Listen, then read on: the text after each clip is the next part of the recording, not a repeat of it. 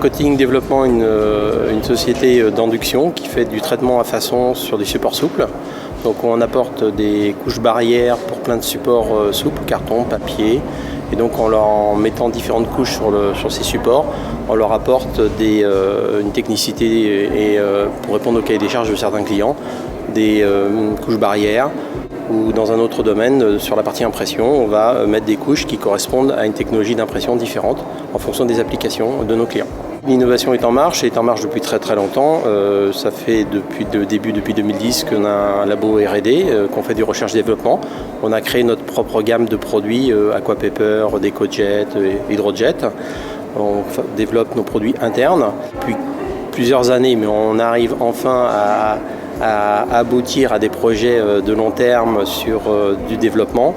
Et on est de plus en plus sur la partie remplacement de plastique sur les cartons, type gobelet carton pour boire, fourchette, couteau de couvert de cuisine pour remplacer tout ce qui est plastique.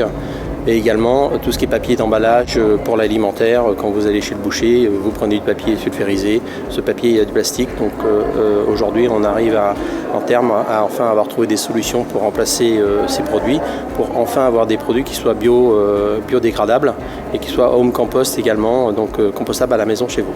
Je suis ravie aujourd'hui d'être présente dans cette entreprise Coating Développement à Barbie, qui est lauréate du plan de relance, car elle porte un projet d'investissement et de développement de sa production, qui est également vertueux sur le plan de la transition écologique et qui en plus va permettre de créer à peu près 11 emplois dans cette entreprise.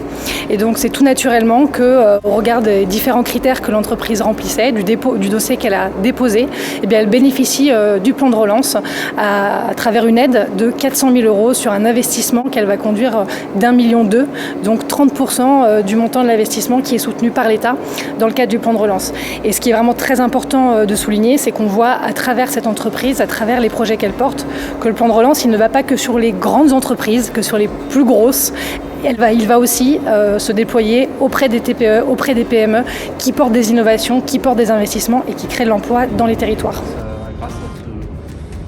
Le chef d'entreprise est arrivé il y a une dizaine d'années, ils étaient 6 salariés, ils sont maintenant 17, ils vont passer à 11 de plus. Donc on voit qu'il y a une dynamique forte liée aussi à l'innovation. On voit qu'il y a besoin d'innover pour être concurrentiel et pouvoir se développer et l'entreprise le fait avec de belles manières. Ça va être 1,3 million à peu près d'investissement. Donc cette aide nous aide très clairement à démarrer ce projet cette année, ce qui n'aurait pas été le cas sans ces aides.